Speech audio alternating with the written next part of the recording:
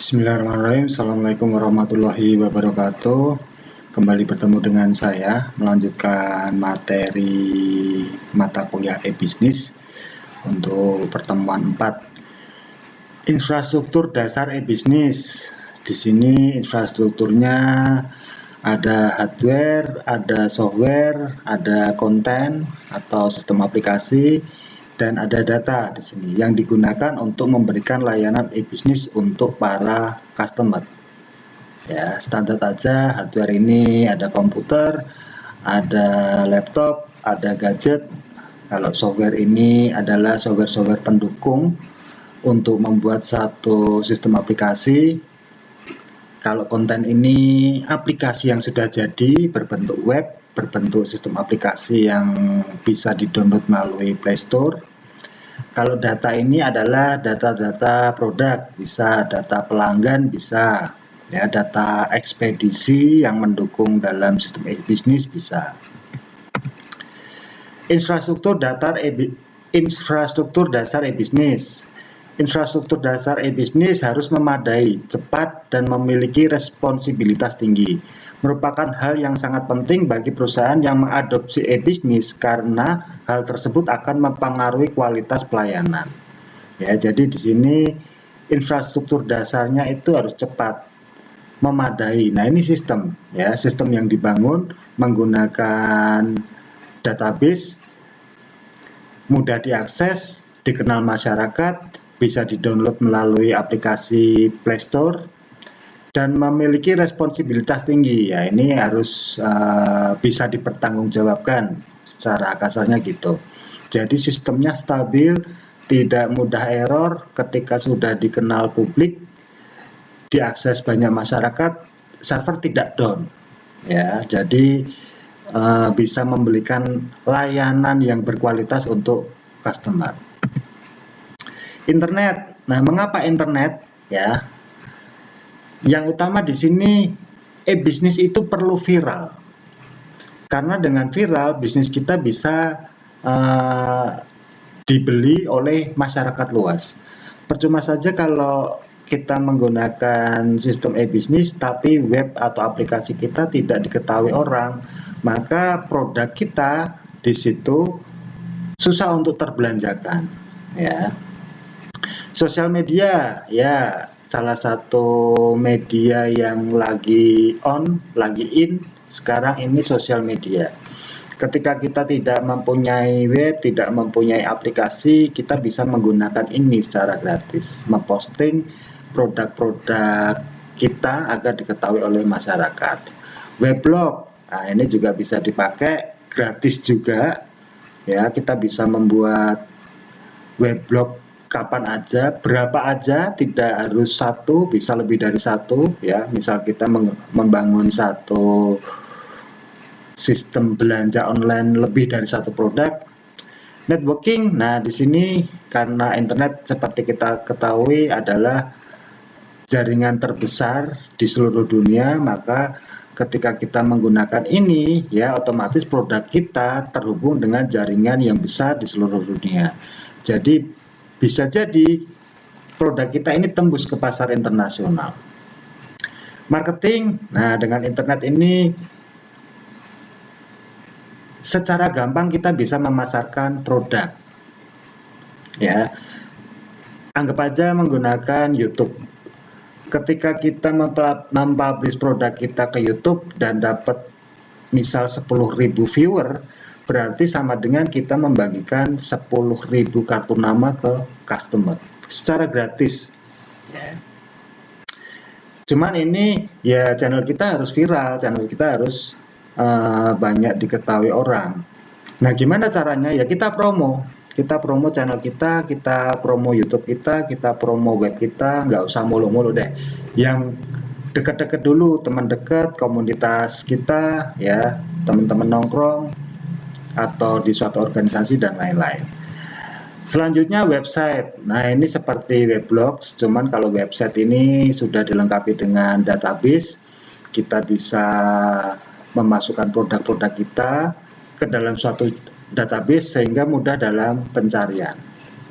Ya, nah ini konsep dasar kenapa kita menggunakan internet. Saya YouTuber. Saya mempromosikan produk saya karena produk saya di sini jasa, ya, agar bisa diketahui banyak orang. Ya udah, kita publish saja, entah itu melalui status, entah itu melalui sosial media, dengan memperhatikan kata kunci atau keyword, ya, yang kita susun di sosial media kita, agar ketika orang mencari di Google itu sosial media kita muncul di halaman 1 Google, ya. Kalau belum muncul, ya kita benahi lagi keywordnya menggunakan tool keyword sehingga kita menang di mesin pencari. Next, sekilas rutinitas di internet. Nah, ini standar aja, mungkin Anda sudah sering pakai Google Doc, email, terus jejaring sosial, nah streaming YouTube ini yang lagi in, ya. Orang banyak beralih nonton YouTube daripada nonton televisi. Kenapa? Karena kita bisa searching sesuai dengan keinginan kita. Misal kita mau nonton YouTube yang produk-produk kecantikan, ya udah kita tinggal searching di situ. Kita mau nonton YouTube untuk yang peralatan olahraga, nah itu kita tinggal searching di sini. Dan tutorial-tutorial tentunya, ya banyak. YouTube ini bisnis yang menjanjikan. Kenapa? Karena dengan kita mengupload video di situ, itu investasi. Kita berinvestasi video. Karena viewer YouTube itu tidak berkurang, dia nambah terus setiap harinya. Apalagi kalau usia channel kita sudah lama, maka channel kita, keyword-keyword yang kita pasang di YouTube itu sudah terindeks di Google, sehingga membantu dalam proses pencarian. Dapat uang nggak? Dapat. Ya, dapat uang di sini. Jadi tanpa kita menjual produk pun, kalau channel kita ditonton banyak orang, itu sudah menghasilkan dolar. Kenapa? Karena banyak iklan muncul di sini. Ya, jadi Google dan YouTube itu bekerja sama menyediakan layanan suatu video yang mana di situ bisa muncul iklan. Ya, semakin banyak iklannya, pendapatan kita semakin besar. Mungkin Anda sudah tidak asing, ya, seperti Atta Halilintar, Ria Ricis, terus artis-artis yang lain sekarang di masa pandemi WFH semuanya beralih ke YouTube, dan mereka tidak memulai dari nol ini karena mereka sudah punya fans, sudah punya pengikut. Jadi ketika mempublish satu channel video langsung otomatis viewernya banyak. Beda dengan kita, kalau kita nggak usah mulu-mulu deh, ya teman-teman kita dulu aja atau relasi-relasi kita yang mau menonton video kita, produk kita, syukur-syukur bisa membeli, maka akan membantu di sini, ya. Next, nah ini platform internet. Posisi kita sebagai pengguna di sini ada laptop, ada HP, ada tablet, ya, ada desktop. Nah, di dalam internet ini ketika kita menyusun aplikasi, di sini membutuhkan database, membutuhkan jaringan, membutuhkan komputer, membutuhkan konten, ya. Konten ini ya isi dari sosial media kita, entah itu foto, entah itu video, seperti para YouTuber. Kenapa setiap hari membuat konten? Karena di sini menyediakan layanan untuk bisa menampilkan iklan, ya. Selain dia memasarkan produk, maka dia bisa beradvertising di situ. Next, proses bisnis. Proses e-bisnis. Proses bisnis adalah arus kerja atau alur dari bahan baku, informasi, dan pengetahuan seperangkat aktivitas. Proses juga mengacu pada cara unik di mana manajemen memilih mengkoordinasi pekerjaan. Ya, ini alur kerja e-bisnis. Coba nanti saya kasih tugas untuk mempelajari dulu deh. Mempelajari gimana sistem kerja OLX, gimana sistem kerja Tokopedia, gimana sistem kerja blibli.com, sehingga Anda ada gambaran bagaimana membangun suatu portal belanja online yang standar, yang disukai masyarakat, yang end user mudah diakses, tidak mudah drop, stabil sistemnya, ya. SIM, Sistem Informasi Manajemen. Nah, ini kita pelajari masuk mata kuliah, berfungsi untuk mengotomatisasikan tahap-tahap proses bisnis yang sebelumnya dilakukan secara manual. Sudah tidak musim sekarang kerja manual, semuanya sudah berbasis sistem, makanya ini konsumsi para mahasiswa IT ya. Kalau Anda sampai tidak kerja setelah lulus, itu eman-eman. Karena sekarang banyak tenaga IT dibutuhkan. Ya. Banyak perusahaan yang merekrut tenaga IT dan berani membayar mahal karena musimnya sekarang sudah berbasis sistem. Nggak usah ini deh, kerja sendiri juga bisa, jualan online bisa, menjadi YouTuber bisa, menjadi reseller bisa, ya. Mungkin bisa dirintis dari sekarang. Anda bisa bikin channel YouTube dari sekarang, terus mengupload tugas-tugas, ya. Nanti akan saya kasih tugas presentasi di situ, sehingga nanti 2 atau 3 tahun ke depan mungkin ada saja video Anda yang sudah viral, ditonton banyak orang, dan itu menjadi brand Anda. Ini loh saya, ini loh Arif Setiawan, gitu ya. Next, proses bisnis. Sebuah organisasi perusahaan besar umumnya memiliki banyak sistem informasi yang berbeda, ya. Jadi di suatu perusahaan itu biasanya sistemnya tidak cuma satu, ya, bisa banyak sistem di sana dan semuanya terintegrasi. Contoh aja kayak di UMK itu punya sistem absensi dosen, punya sistem absensi mahasiswa, punya sistem informasi karyawan, punya sistem portal, punya sistem sunan, punya sistem penggajian dan lain-lain, ya. Manajer akan sangat mungkin mengalami waktu yang cukup lama dan sulit untuk menyatukan data yang dibutuhkan untuk mengambil keputusan yang komprehensif. Nah, ini dibantu oleh sistem. Kalau mempunyai sistem yang integrasi tidak butuh waktu yang lama, ya, karena sistem juga digunakan untuk pengambilan keputusan pimpinan. SIM dan IT. Nah, ini dua komponen yang saling berhubungan. Mengubah arus informasi, menggantikan langkah berurutan dengan tugas yang dapat dilakukan secara bersamaan, ya. Jadi di suatu perusahaan itu ketika mau mendevelop sistem SIM, sistem informasi manajemen, itu juga butuh teknologi informasi, juga butuh mengembangkan sistem jaringan di perusahaan, juga butuh server database, juga butuh akses internet dan lain-lain, ya. Menghilangkan penundaan pada pembuatan keputusan dengan teknologi online. Nah, sekarang semua perusahaan itu berlomba-lomba mengonlinekan produknya. Tidak hanya perusahaan, mungkin Anda juga bisa. Anda mau jualan apa? Jilbab, ya, tinggal di onlinein aja, iseng aja, upload hari ini, upload besok, upload setiap hari, upload. Dengan prinsip kalau teman-teman dari reseller online, ya, sudah upload apa Anda hari ini? Sudah menawarkan produk apa Anda hari ini? Tidak usah mikir pembeli, ya. Saya mau ngupload ini, jangan-jangan nanti nggak ada pembeli. Saya mau ngupload video ini, jangan-jangan nanti nggak ada yang nonton. Nggak usah mikir gitu. Pokoknya upload aja, ya. Entah itu produk bagus, entah itu produk standar, entah itu video bagus, entah itu video standar. Saya bikin video, toh nyatanya jelek-jelek juga tetap ada yang nge-view.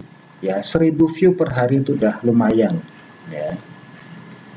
Next, aplikasi perusahaan merupakan sistem yang melingkupi area fungsional, berfokus pada menjalankan proses bisnis. Nah, ini setiap perusahaan sekarang berlomba-lomba membuat sistem aplikasi, ya, sehingga customer itu bisa dengan mudah mengakses produk-produk perusahaan. Tinggal mendownload aplikasinya. Nah, di situ sudah banyak produknya.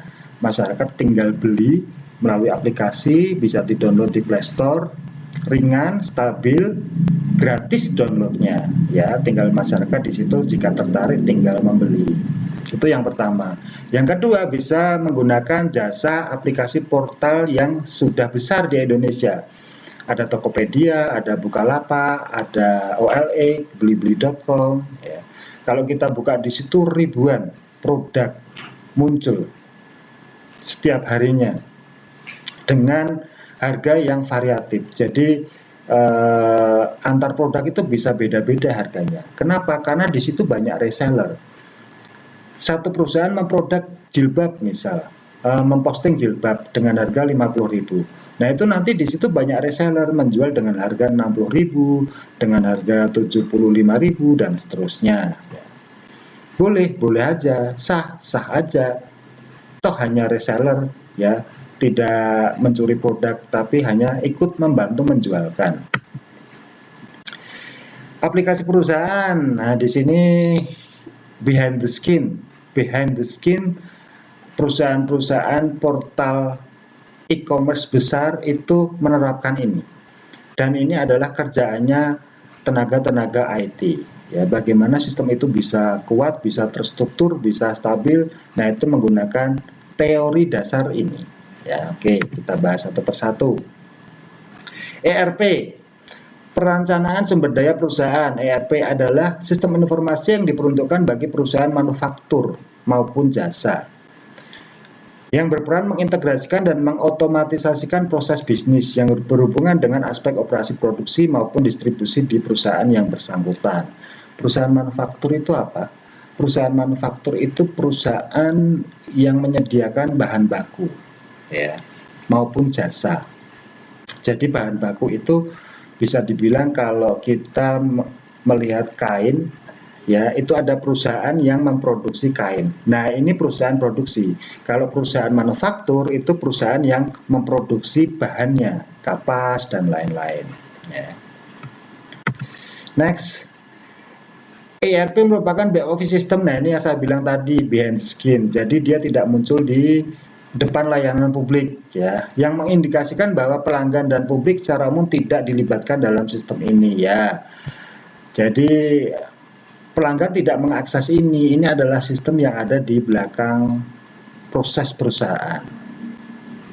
Sistem ERP secara modular biasanya menangani proses manufaktur, terus logistik, ini bahan baku, terus proses distribusinya, proses persediaan barangnya, proses shippingnya atau packagingnya, invoice, pemesanan, dan akuntansi perusahaan.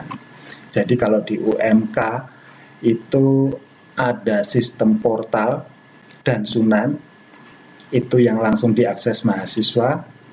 Kalau ERP itu bukan itu.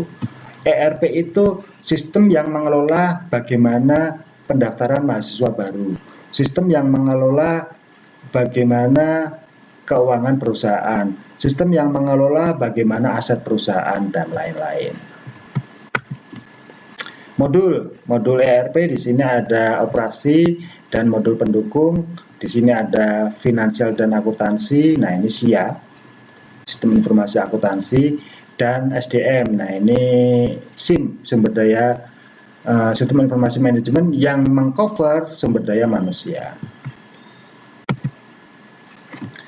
Nah, ini ERP, ya, sales, ini hubungannya dengan penjualan, didukung dengan ERP di dalamnya. Terus client management, nah ini customer service, ada sistem ERP di dalamnya, vendor management, CRM, payroll, pembayaran, SDM, terus sistem sumber daya manusia, ya, task management dan project management. Nah, ini semuanya itu di belakangnya ada ERP, ya. Tidak langsung ke customer ini. Ini adalah bagian di dalam perusahaan. Yang kedua, system application and product in data processing, ya. In data processing. Jadi ini proses data. Adalah suatu software yang dikembangkan untuk mendukung suatu organisasi dalam menjalankan kegiatan operasionalnya secara lebih efektif dan efisien. SAP merupakan software ERP. Nah, ini bagian dari ERP yang terdiri dari sejumlah modul aplikasi yang mendukung semua transaksi perusahaan dan dapat bekerja secara terintegrasi. Ya, jadi SAP ini adalah software yang mendukung semua transaksi perusahaan, dan ini juga tidak muncul di depan customer. Ini adalah software yang digunakan untuk mendukung kinerja perusahaan. Ya, pahami dulu konsepnya sebelum Anda nanti masuk ke sistemnya. Modul-modul SAP, nah ini ada banyak sekali, ya. SD Sales and Distribution membantu meningkatkan efisiensi kegiatan operasional. Material Management membantu menjalankan proses pembelian atau pengadaan barang di sini, procurement dan pengelolaan inventory. Production Planning, nah ini rencana produksi, ya. Quality Management membantu mengontrol kualitas proses di keseluruhan rantai logistik, ya. Kalau di perusahaan ini namanya QC atau Quality Control. PM, Plan Management, suatu solusi untuk proses administrasi dan perbaikan sistem secara teknis. Next, HR, Human Resource, nah ini sumber daya manusia, ya. FI, Financial Accounting, nah ini sistem informasi keuangan. CO, Controlling, mencakup aset, mencakup cost accounting, ya. Mulai dari cost center accounting, cost element accounting, dan analisa profitabilitas hubungannya dengan kontrol rugi laba atau laba rugi atau neraca atau jurnal, ya. Orang-orang akuntansi ini. Asset Management membantu pengelolaan atas keseluruhan fixed asset. Yang terakhir PS Project System mengintegrasikan ke seluruh proses perencanaan project, pengerjaan dan kontrol, ya. Anda tidak sampai ke sini, cukup tahu aja bagian-bagian SAP, ya. SCM, Supply Chain Management, adalah suatu solusi terpadu yang melibatkan pengelolaan sumber daya organisasi. Nah, di sini SCM seperti yang sudah pernah saya jelaskan, itu proses rantai pasok dari awal bahan sampai diolah menjadi produksi, sampai produk jadi, sampai dijual ke konsumen, sampai pelayanan konsumen ada komplain, retur, produk cacat, dan seterusnya. CRM adalah suatu solusi terpadu yang melibatkan pengelolaan sumber daya organisasi, meliputi manajemen para pelanggan dengan memanfaatkan basis data. CRM atau Customer Relationship Management merupakan aplikasi dalam hal hubungan kepada pelanggan. Nah, ini biasanya yang menghandle itu customer service. Ya, jadi kayak customer service itu punya suatu sistem di mana di situ isinya database pelanggan, nomor ID-nya berapa, pembayaran per bulannya berapa, misal kayak perusahaan yang berlangganan seperti Telkom, perusahaan air minum, PLN, ya. Jadi ketika ada nasabah komplain, mohon maaf Mbak, ini internet saya mati. Nah, dari pihak Telkomnya langsung searching, oh nomor pelanggannya ini, alamatnya di sini, ya. Terus langsung dari pihak customer service menghubungkan ke bagian maintenance, tolong diperbaiki customer ID sekian, internetnya trouble, dan seterusnya. Next, Decision Support System sebagai muara dari keseluruhan sistem. Nah, ini yang biasa digunakan oleh manajer, oleh direktur dalam pengambilan keputusan, ya. Kenapa disebut muara dari seluruh sistem? Karena semua modul-modul sistem di perusahaan memang endingnya ke sini. Ya. Seperti di UMK itu sistem pendaftaran mahasiswa baru, endingnya ke sini. Pak Rektor bisa melihat mahasiswa baru dari Kudus berapa orang, mahasiswa baru dari Pati berapa orang, mahasiswa baru dari Rembang berapa orang. Oh, ternyata Rembang meningkat, oh ternyata Pati menurun, maka kita akan lebih fokuskan publikasi tahun depan di daerah Pati misal, ya. Terus untuk penjualan atau untuk produksi atau penjualan, kira-kira produk apa saja tahun ini yang laku dijual ke masyarakat. Nah, itu dilihat dari sini, pimpinan bisa menentukan, ya. Oh, televisi 21 inch di Polytron, maka tahun depan kita produksi 2 kali lipat, yang tadinya 1000 produk menjadi 2000 agar bisa lebih laku, dan seterusnya.